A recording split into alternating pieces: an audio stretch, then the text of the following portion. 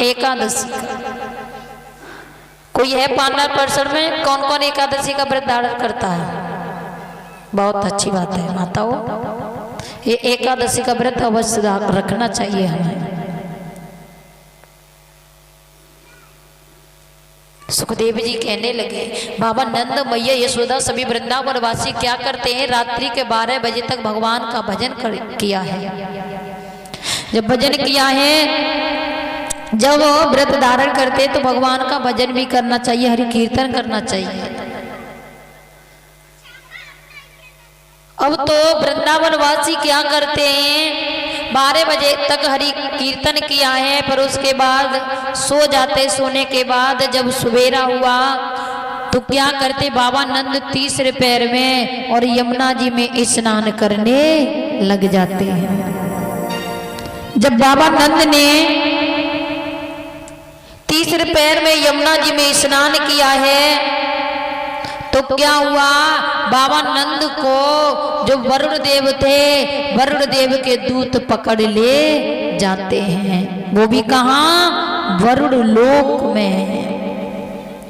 क्योंकि बाबा नंद को वरुण देव के दूत क्यों पकड़ करके ले गए थे परीक्षित महाराज? क्योंकि बाबा नंद ने यमुना जी में तीसरे पैर में स्नान किया था। कितने पैर में? तीसरे, मतलब सुबह के 3 बजे।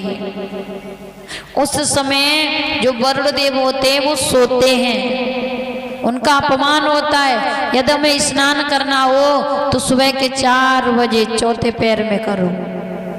उसके बाद 4 बजे के बाद कितने भी बजे हम स्नान कर सकते हैं, लेकिन उस समय तीसरे पैर में तो वरुण देव सोते हैं, उनका अपमान होता है।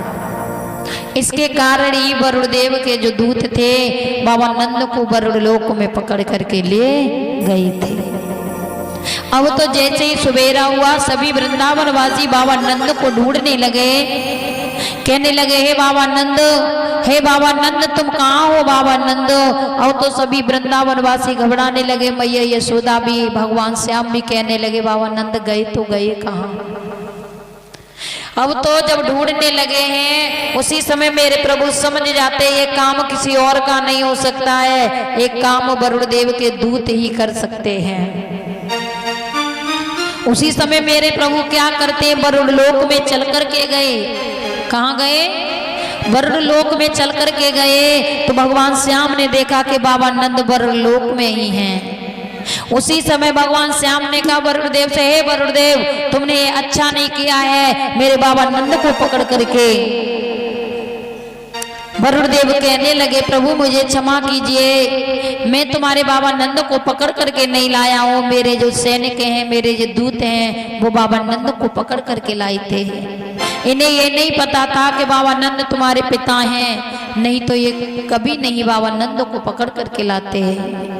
लेकिन वरुण देव ने कहा, प्रभु यदि मेरे दूत बाबा नंद को पकड़ करके नहीं लाते तो मुझे भी तुम्हारा दर्शन नहीं होता। प्रभु मुझे भी आपका दर्शन हो गया, मैं भी धन्य हो गया। प्रभु मुझे क्षमा कीजिए, मेरे इन दूतों को भी क्षमा कर दीजिए, अज्ञान नादान थे, इन्हें पता नहीं था।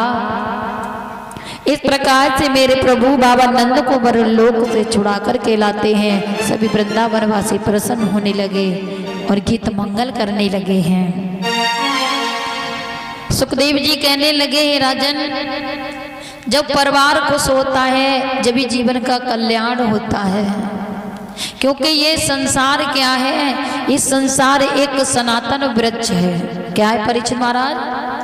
इस संसार एक सनातन वृक्ष है और इसका आश्रय क्या है? इसका आश्रय एक प्रकृति को बताया गया है। किसे बताया गया है? इसका आश्रय एक प्रकृति को बताया गया है और इसके 2 फल हैं। प्रकृति के कितने फल हैं? 2 फल हैं। जो 2 फल हैं उन्हें सुख और दुख बताया गया है। क्या बताया गया है?